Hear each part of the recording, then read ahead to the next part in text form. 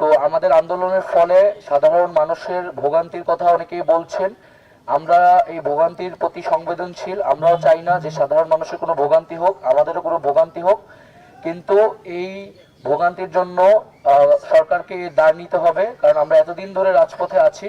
তারপরেও সরকার বা নির্বাহী বিভাগের পক্ষ থেকে আমাদের সাথে কোনো ধরনের আলোচনা বা আশ্বাস এখন পর্যন্ত আমরা পাইনি। তো আমাদের অন্যান্য সমন্বয়বৃন্দ যেটা স্পষ্ট করলেন আমাদের দাবির বিষয়টি, প্রাথমিকভাবে হাইকোর্টের রায়ের প্রেক্ষিতে আমাদের আন্দোলনটি শুরু হলেও আমরা কিন্তু এখন একটা চূড়ান্ত ফয়সলা চাচ্ছি, কারণ 18 পরিপত্র ফিরে আসলেও এটি আবারও বাতিল হওয়ার সম্ভাবনা থাকবে। ফলত আমরা এমন একটা সমাধান চাচ্ছি যাতে করে কোটা নিয়ে আর কখনোই কোনো ধরনের সংকট বাংলাদেশে তৈরি না হয়। সেজন্য আমরা সংসদে আইন পাশের মাধ্যমেই অনগ্রসর জনগোষ্ঠীকে বিবেচনায় রেখে কোটা সমস্যা বা কোটা বৈষম্য নিরসন করার কথা বলছি। ফলত আমাদের আন্দোলন কিন্তু আর আদালতের প্রেক্ষাপটে নেই। আমাদের আন্দোলনটি এখন মূলত সরকার এবং নির্বাহী বিভাগের প্রতি। তো সেই জায়গা থেকে আমাদের যে বাংলা ব্লকেট কর্মসূচি আমরা ঘোষণা করেছি এবং গত 2 দিন ধরে চলমান ছিল, সেটি অব্যাহত থাকবে।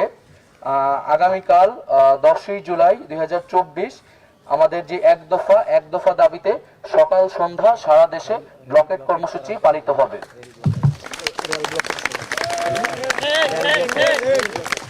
এবং এই ব্লকেটের মধ্যে সড়কপথ, রেলপথ আওতাভুক্ত থাকবে। এবং আমাদের যে সারা দেশে যে প্রতিনিধিবৃন্দ রয়েছে তাদের প্রতি আমাদের আহ্বান থাকবে যে সকলে সমন্বয় করে যার যার শিক্ষা প্রতিষ্ঠানের সামনে যে গুরুত্বপূর্ণ পয়েন্টগুলো আছে সেই পয়েন্টগুলোতে আমরা অবরোধ অবস্থান কর্মসূচি শুরু করব। আগামীকাল সকাল 10টায় আমরা ঢাকা বিশ্ববিদ্যালয়ের জায়গা থেকে কেন্দ্রীয় গ্রন্থাগারের সামনে আমরা জমায়েত শুরু করব এবং তারপর আমরা আমাদের ব্লকেট কর্মসূচি আর জন্য শাহবাগ মোড়ে জমায়েত হব।